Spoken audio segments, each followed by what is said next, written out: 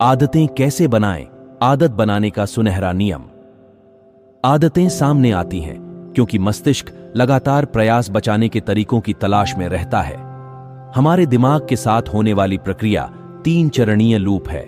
सबसे पहले एक क्यू, एक ट्रिगर है जो आपके दिमाग को स्वचालित मोड में जाने के लिए कहता है और किस आदत का उपयोग करना है। फिर दिनचर्या होती है जो शारीरिक या मानसिक या भावनात्मक हो सकती है। अंत में एक इनाम है जो आपके दिमाग को यह पता लगाने में मदद करता है कि क्या यह विशेष लूप भविष्य के लिए याद रखने लायक है। समय के साथ यह लूप अधिक से अधिक स्वचालित हो जाता है। क्यों और इनाम तब तक आपस में जुड़ जाते हैं जब तक कि प्रत्याशा और लालसा की एक शक्तिशाली भावना उभर नहीं आती। आखिरकार एक आदत पैदा होती है। जब एक आदत आती है तो मस्तिष्क निर्णय लेने में पूरी तरह से भाग लेना बंद कर देता है। यह इतनी मेहनत करना बंद कर देता है या अन्य कार्यों पर ध्यान केंद्रित करता है। इसलिए जब तक आप जानबूझकर एक आदत से नहीं लड़ते, जब तक आपको नई दिनचर्या नहीं मिलती, पैटर्न अपने आप सामने आ जाएगा। आदतें कभी गायब नहीं होती हैं, वे हमारे दिमाग की संरचनाओं में एनकोड किए गए हैं। अगर हम उन व्यवहारों पर हावी होने वाली नई न्यूरोलॉजिकल रूटीन बनाना सीखते हैं, अगर हम आदत लूप पर नियंत्रण रखते हैं, तो हम उन बुरी प्रवृत्तियों को पृष्ठभूमि में डाल सकते हैं। और एक बार जब कोई नया पैटर्न बनाता है तो अध्ययन ने प्रदर्शित किया है, जॉग के लिए जाना या डोनट्स की अनदेखी करना किसी भी अन्य आदत की तरह स्वचालित हो जाता है। आदतें जितनी स्मृति और कारण हम कैसे व्यवहार करते हैं इसकी जड़ में हैं। हम उन अनुभवों को याद नहीं कर सकते हैं जो हमारी आदतें पैदा करते हैं, लेकिन एक बार जब वे हमारे दिमाग में दर्ज हो जाते हैं तो हम कैसे कार्य करते हैं। अक्सर हमारी प्राप्ति के बिना उदाहरण मैकडॉनल्ड्स और बच्चे। जब बच्चे भूखे मर रहे होते हैं और आप लंबे दिन के बाद घर जा रहे होते हैं तो मैकडॉनल्ड्स द्वारा रुकना समझ में आता है। यह सस्ता है और स्वाद अच्छा है। प्रोसेस्ड फूड का एक भोजन इतना बुरा नहीं हो सकता, है ना? लेकिन हमारी अनुमति के बिना आदतें सामने आती हैं। अध्ययनों से संकेत मिलता है कि परिवार आमतौर पर नियमित रूप से फास्ट फूड खाने का इरादा नहीं रखते हैं। क्या होता है कि महीने में एक बार पैटर्न धीरे धीरे सप्ताह में एक बार और फिर सप्ताह में 2 बार बन जाता है। चूंकि संकेत और पुरस्कार एक आदत बनाते हैं, जब तक कि बच्चे हैमबर्गर और फ्राइज की अस्वास्थ्यकर मात्रा का सेवन नहीं कर रहे होते हैं। ऐसे कई संकेत और पुरस्कार हैं जो ज्यादातर ग्राहक कभी नहीं जानते थे कि वे अपने व्यवहार को प्रभावित कर रहे हैं। हर मैकडॉनल्ड्स एक जैसा दिखता है, कर्मचारी एक ही बातें कहते हैं। इसलिए खाने की दिनचर्या को ट्रिगर करने के लिए सब कुछ एक सुसंगत संकेत है। फ्राइज को आपकी जीभ से टकराने के पल को विघटित करना शुरू करने के लिए डिजाइन किया गया है, ताकि जितनी जल्दी हो सके नमक और तेल का हिट दिया जा सके, जिससे आपके आनंद केंद्र प्रकाश में आ सकें और आपका मस्तिष्क पैटर्न में लॉक हो जाए। हैबिट लूप के लिए सब कुछ। लालसा वह है जो संकेतों और पुरस्कारों को काम करती है।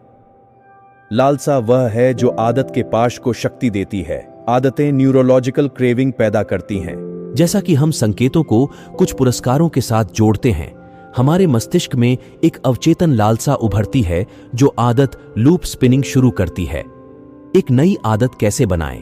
एक क्यू, एक रूटीन और एक इनाम को एक साथ रखें और फिर लूप को चलाने वाली लालसा पैदा करें।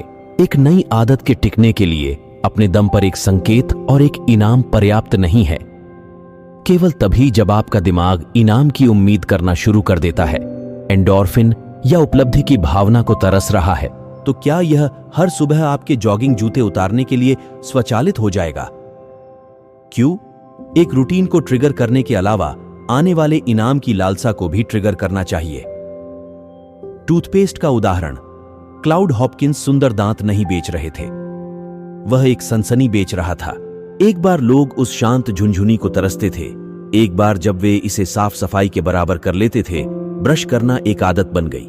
जबकि हर कोई अपने दांत ब्रश करता है, 10% से कम अमेरिकी हर दिन सनस्क्रीन लगाते हैं। क्यों? क्योंकि ऐसी कोई लालसा नहीं है जिसने सनस्क्रीन को दैनिक आदत बना दिया हो। लालसा वह है जो आदतों को चलाती है। और यह पता लगाना कि लालसा कैसे जगाया जाता है, एक नई आदत बनाना आसान हो जाता है। आदत बदलने का सुनहरा नियम। आप बुरी आदतों को वास्तव में कभी नहीं बुझा सकते। इसके बजाय एक आदत बदलने के लिए आपको पुराना क्यू रखना चाहिए और पुराना इनाम देना चाहिए, लेकिन एक नई दिनचर्या डालें। यही नियम है। यदि आप एक ही क्यू का उपयोग करते हैं और एक ही इनाम प्रदान करते हैं तो आप दिनचर्या को बदल सकते हैं और आदत बदल सकते हैं। यदि क्यू और इनाम समान रहते हैं तो लगभग किसी भी व्यवहार को बदला जा सकता है। बेनामी शराबी ए सफल होता है क्योंकि यह शराबियों को समान संकेतों का उपयोग करने में मदद करता है और समान इनाम प्राप्त करता है, लेकिन यह दिनचर्या को बदल देता है। कार्यक्रम लोगों को उन संकेतों और पुरस्कारों की पहचान करने के लिए मजबूर करता है जो उनकी मादक आदतों को प्रोत्साहित करते हैं और फिर उन्हें नए व्यवहार खोजने में मदद करते हैं।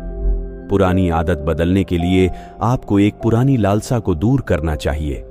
आपको पहले की तरह ही संकेत और पुरस्कार रखने होंगे और एक नई दिनचर्या डालकर लालसा को खिलाना होगा। अक्सर नशा ही सूची नहीं बनाता है। शराबियों को शराब पीने की लालसा होती है क्योंकि यह पलायन, आराम, साथी, चिंताओं की कमी और भावनात्मक मुक्ति का अवसर प्रदान करता है। वे अपनी चिंताओं को भूलने के लिए कॉकटेल की लालसा कर सकते हैं, लेकिन जरूरी नहीं कि वे अपनी चिंताओं को भूलने के लिए कॉकटेल की लालसा करें। शराब के शारीरिक प्रभाव अक्सर नशेड़ी लोगों को पीने के सबसे कम पुरस्कृत हिस्सों में से एक होते हैं। आपको पीने के बजाय हर रात क्या करना है, इसके लिए नई दिनचर्या बनाने के लिए मजबूर करता है। इस विधियों को उन उपचारों में परिष्कृत किया गया है जिनका उपयोग लगभग किसी भी पैटर्न को बाधित करने के लिए किया जा सकता है। अक्सर हम अपने व्यवहार को चलाने की लालसा को तब तक नहीं समझते जब तक हम उनकी तलाश नहीं करते। एक विश्वासी उदाहरण, जिन शराबियों का मानना था कि कुछ उच्च शक्ति उनके जीवन में प्रवेश कर चुकी है, वे तनावपूर्ण अवधि के दौरान इसे अपने संयम के साथ बनाए रखने की अधिक संभावना रखते थे। यह एक ऐसा देवता नहीं था जो मायने रखता था, यह स्वयं विश्वास ही था जिसने फर्क किया। एक बार जब लोगों ने किसी चीज पर विश्वास करना सीख लिया तो वह कौशल उनके जीवन के अन्य हिस्सों में फैलने लगा, जब तक कि उन्हें विश्वास नहीं हुआ कि वे बदल सकते हैं। यह विश्वास वह घटक था जिसने एक स्थायी व्यवहार में एक पुनर्निर्मित आदत को लूप बनाया। यहां तक कि अगर आप लोगों को बेहतर आदतें देते हैं तो यह मरम्मत नहीं करता है कि उन्होंने पहली बार शराब क्यों पीना शुरू किया। आखिरकार उनका दिन खराब हो जाएगा और कोई भी नई दिनचर्या सब कुछ ठीक नहीं होने वाली है। इससे क्या फर्क पड़ सकता है, यह विश्वास करना है कि वे शराब के बिना उस तनाव का सामना कर सकते हैं। जब तक वे कार्यक्रम और खुद पर विश्वास नहीं करते, तब तक किसी चीज पर विश्वास करने का तरीका बताता है। अगर यह उस आदमी के लिए काम करता है तो मुझे लगता है कि यह मेरे लिए काम कर सकता है। समूहों और साझा अनुभवों के बारे में कुछ शक्तिशाली है। यदि लोग खुद से हैं तो उन्हें बदलने की उनकी क्षमता के बारे में संदेह हो सकता है, लेकिन एक समूह उन्हें अविश्वास को निलंबित करने के लिए मनाएगा। एक समुदाय विश्वास पैदा करता है, अन्य लोगों के बीच परिवर्तन होता है। जब लोग उन समूहों में शामिल होते हैं जहां परिवर्तन संभव लगता है, तो उस परिवर्तन के होने की संभावना अधिक वास्तविक हो जाती है। किसी समुदाय के भीतर होने पर विश्वास करना आसान होता है। यदि हम एक ही क्यू और एक ही इनाम रखते हैं तो एक नई दिनचर्या डाली जा सकती है, लेकिन इतना ही काफी नहीं है। बदले रहने की आदत के लिए लोगों को विश्वास करना चाहिए कि बदलाव संभव है, और सबसे अधिक बार यह विश्वास केवल एक समूह की मदद से उभरता है। कौन सी आदतें सबसे ज्यादा मायने रखती हैं? Keystone habits. कुछ आदतों में चेन रिएक्शन शुरू करने की शक्ति होती है। अन्य आदतों को बदलते हुए वे एक संगठन के माध्यम से आगे बढ़ते हैं। कुछ आदतें, दूसरे शब्दों में, व्यवसायों और जीवन को रीमेक करने में दूसरों की तुलना में अधिक मायने रखती हैं। ये कीस्टोन हैबिट्स हैं और ये प्रभावित कर सकते हैं कि लोग कैसे काम करते हैं, खाते हैं, खेलते हैं, रहते हैं, खर्च करते हैं और संवाद करते हैं। कीस्टोन की आदतें एक ऐसी प्रक्रिया शुरू करती हैं जो समय के साथ सब कुछ बदल देती है।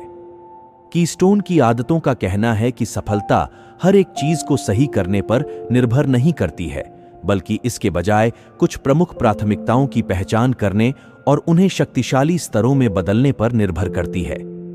आदतें जो सबसे ज्यादा मायने रखती हैं वे हैं जब वे शिफ्ट करना शुरू करती हैं तो अन्य पैटर्न को हटा देती हैं और रीमेक करती हैं। जो परिवार आदतन एक साथ रात का खाना खाते हैं वे बेहतर होमवर्क कौशल, उच्च ग्रेड, अधिक भावनात्मक कौशल और अधिक आत्मविश्वास वाले बच्चों की परवरिश करते हैं। कीस्टोन की आदतों का पता लगाने का अर्थ है कुछ विशेषताओं की खोज करना। कीस्टोन की आदतें अकादमिक साहित्य के भीतर छोटी जीत के रूप में जानी जाती हैं। वे नई संरचनाएं बनाकर अन्य आदतों को पनपने में मदद करते हैं और वे ऐसी संस्कृतियों की स्थापना करते हैं जहां परिवर्तन संक्रामक हो जाता है। छोटी जीत इस बात का हिस्सा है कि कीस्टोन की आदतें व्यापक बदलाव कैसे पैदा करती हैं। छोटी जीत एक छोटे से लाभ का एक स्थिर अनुप्रयोग है। एक बार एक छोटी सी जीत पूरी हो जाने के बाद बलों को गति दी जाती है जो एक और छोटी जीत के पक्ष में है। छोटे जीतें उन पैटर्नों में छोटे छोटे फायदों का लाभ उठाकर परिवर्तनकारी बदलावों को बढ़ावा देती है जो लोगों को विश्वास दिलाती हैं कि बड़ी उपलब्धियां पहुंच के भीतर हैं। छोटी जीत एक साफ सुथरी, रैखिक, धारावाहिक रूप में नहीं मिलती है जिसमें प्रत्येक चरण कुछ पूर्व निर्धारित लक्ष्य के करीब एक प्रदर्शनकारी कदम होता है। अधिक सामान्य वह परिस्थिति है जहां छोटी छोटी जीतें लघु प्रयोगों की तरह बिखरी हुई हैं, जो प्रतिरोध और अवसर के बारे में निहित सिद्धांतों का परीक्षण करती हैं और उन दोनों संसाधनों और बाधाओं को उजागर करती हैं जो स्थिति में उभारने से पहले अदृश्य थे। कीस्टोन की आदतें ऐसी संरचनाएं बनाकर बदलाव को प्रोत्साहित करती हैं जो अन्य आदतों को पनपने में मदद करती हैं। कीस्टोन की आदतें उन संस्कृतियों का निर्माण करके हमें बदल देती हैं जो मूल्यों को स्पष्ट करती हैं, जो एक कठिन निर्णय या अनिश्चितता के क्षण की गर्मी में हम अन्यथा भूल सकते हैं। व्यक्तिगत सफलता के लिए इच्छा शक्ति सबसे महत्वपूर्ण कीस्टोन आदत है।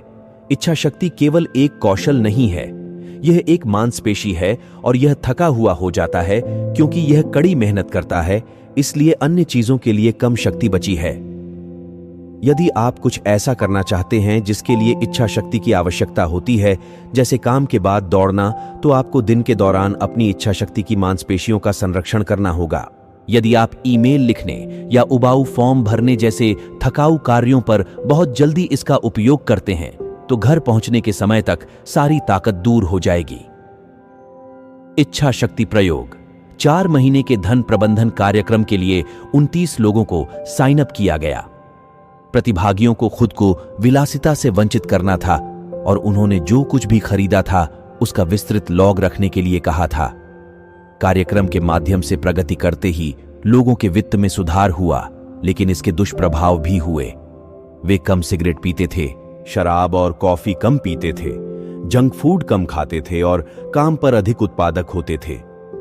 जैसे जैसे लोगों ने अपने जीवन के एक हिस्से में अपनी इच्छा शक्ति की मांसपेशियों को मजबूत किया, उस ताकत ने जो खाया या कितनी मेहनत की उसमें फैल गई। एक बार इच्छा शक्ति मजबूत हो गई, इसने सब कुछ छू लिया। यही कारण है कि पियानो या खेल के लिए बच्चों को साइन अप करना बहुत महत्वपूर्ण है। इसका एक अच्छा संगीतकार या फुटबॉल स्टार बनाने से कोई लेना देना नहीं है। जब आप अपने आप को 1 घंटे के लिए अभ्यास करने या 15 गोद चलाने के लिए मजबूर करना सीखते हैं, तो आप स्वनियामक ताकत का निर्माण शुरू करते हैं। इच्छा शक्ति कैसे एक आदत बन जाती है? समय से पहले एक निश्चित व्यवहार का चयन करके और फिर एक विभक्ति बिंदु आने पर उस दिनचर्या का पालन करना। जब लोगों को कुछ ऐसा करने के लिए कहा जाता है जो आत्मनियंत्रण लेता है, अगर उन्हें लगता है कि वे व्यक्तिगत कारणों से ऐसा कर रहे हैं, अगर उन्हें लगता है कि यह एक विकल्प है या ऐसा कुछ है जो वे आनंद लेते हैं क्योंकि यह किसी और की मदद करता है, यह बहुत कम कर है। अगर उन्हें लगता है कि उनके पास कोई स्वायत्तता नहीं है, अगर वे सिर्फ आदेशों का पालन कर रहे हैं, तो उनकी इच्छा शक्ति की मांसपेशियां बहुत तेजी से थक जाती हैं।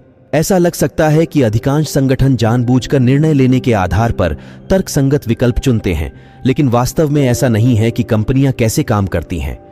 इसके बजाय फर्मों को लंबे समय से आयोजित संगठनात्मक आदतों, ऐसे पैटर्न द्वारा निर्देशित किया जाता है जो अक्सर हजारों कर्मचारियों के स्वतंत्र निर्णयों से निकलते हैं।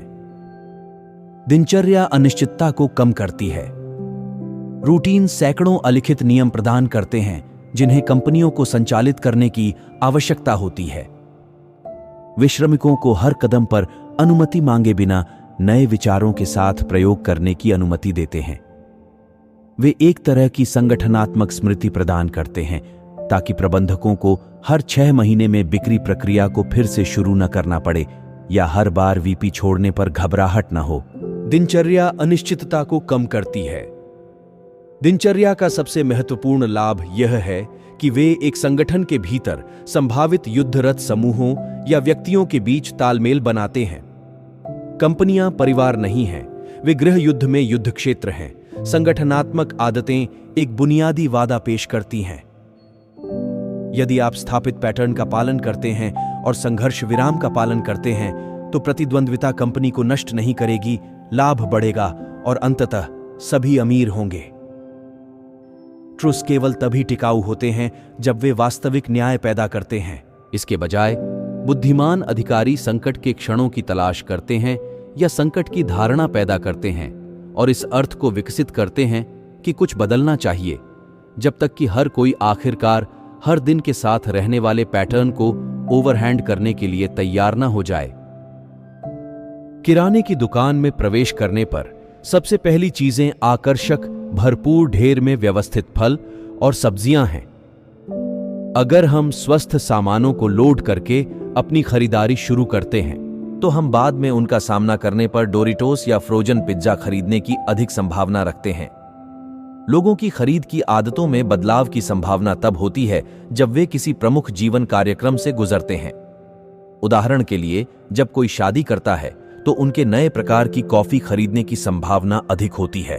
स्टिकी गाने वे हैं जो आप रेडियो पर सुनने की उम्मीद करते हैं। आपका दिमाग गुप्त रूप से उस गीत को चाहता है क्योंकि यह उन सभी चीजों से बहुत परिचित है जिन्हें आपने पहले ही सुना और पसंद किया है। यह सिर्फ सही लगता है। संगीत को प्रोसेस करने वाले मस्तिष्क के क्षेत्रों को पैटर्न खोजने और परिचितता की तलाश करने के लिए डिजाइन किया गया है। हमारा दिमाग परिचित संगीत को तरसता है क्योंकि परिचितता यह है कि हम सभी ध्वनियों से विचलित हुए बिना कैसे सुनते हैं। इसीलिए ऐसे गाने जो परिचित लगते हैं, भले ही आपने उन्हें पहले कभी नहीं सुना हो, चिपचिपे होते हैं। हमारे दिमाग को श्रवण पैटर्न को प्राथमिकता देने के लिए डिजाइन किया गया है, जो कि हमने पहले ही सुना है जैसा लगता है। जब सेलिन डायोन एक नया गीत रिलीज करती है और यह उसके पिछले गीतों की तरह ही लगता है, तो हमारा दिमाग अनजाने में इसकी पहचान को तरसता है और गीत चिपचिपा हो जाता है। हम संकेतों और पुरस्कारों पर प्रतिक्रिया करते हैं और बिना सोचे समझे हम या तो गाना शुरू करते हैं या फिर पहुंचते हैं और स्टेशन बदलते हैं। यदि आप पुरानी आदतों में कुछ नया कपड़े पहनते हैं तो जनता के लिए इसे स्वीकार करना आसान होता है। स्विच। जैसे ही हमारे शरीर आराम के विभिन्न चरणों में अंदर और बाहर घूमते हैं, हमारी सबसे आदिम न्यूरोलॉजिकल संरचना मस्तिष्क स्टेम हमारे अंगों और तंत्रिका तंत्र को लकवा मार देती है, जिससे हमारे दिमाग को हमारे शरीर को हिलाए बिना सपनों का अनुभव करने की अनुमति मिलती है।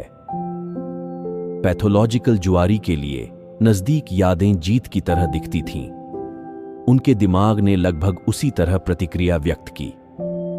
लेकिन एक गैर पैथोलॉजिकल जुआरी के लिए एक नजदीकी मिस एक नुकसान की तरह थी।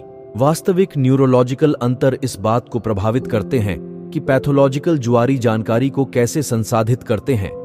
लॉटरी में नजदीकी मिस जोड़ना आग पर जेट ईंधन डालने जैसा है, और हर स्क्रैच ऑफ टिकट आपको यह महसूस कराने के लिए डिजाइन किया गया है कि आप लगभग जीत गए हैं। एक बार जब आप समझ जाते हैं कि आदतें बदल सकती हैं, तो आपके पास उन्हें रीमेक करने की स्वतंत्रता और जिम्मेदारी है। यदि आपको लगता है कि आप बदल सकते हैं, यदि आप इसे आदत बनाते हैं, तो परिवर्तन वास्तविक हो जाता है। यह आदत की वास्तविक शक्ति है। यह अंतर्दृष्टि कि आपकी आदत वही है जो आप उन्हें चुनते हैं। एक बार जब वह विकल्प होता है और स्वचालित हो जाता है, यह केवल वास्तविक नहीं है, यह अपरिहार्य लगने लगता है। सामाजिक आदतें वे व्यवहार जो अकल्पनीय रूप से दर्जनों या सैकड़ों या हजारों लोगों के बीच होते हैं, जिन्हें अक्सर उभरते हुए देखना मुश्किल होता है, लेकिन जिसमें वह शक्ति होती है जो दुनिया को बदल सकती है। सामाजिक आदतें वे हैं जो प्रदर्शनकारियों के साथ सड़कों को भर देती हैं। यह एक समुदाय की आदतों और पड़ोस और कुलों को एक साथ रखने वाले कमजोर संबंधों के कारण बढ़ता है, और यह इसलिए समाप्त हो जाता है क्योंकि एक आंदोलन का नेता प्रतिभागियों को नई आदतें देता है जो पहचान की एक नई भावना और स्वामित्व की भावना पैदा करती हैं। जब इस प्रक्रिया के तीनों भाग पूरे हो जाते हैं, तभी एक आंदोलन स्वचालित हो सकता है और एक महत्वपूर्ण जन तक पहुंच सकता है। हमारे सबसे गहरे रिश्ते ऐसे लोगों के साथ होते हैं जो हमारे जैसे दिखते हैं, उतना ही पैसा कमाते हैं और इसी तरह की पृष्ठभूमि से आते हैं।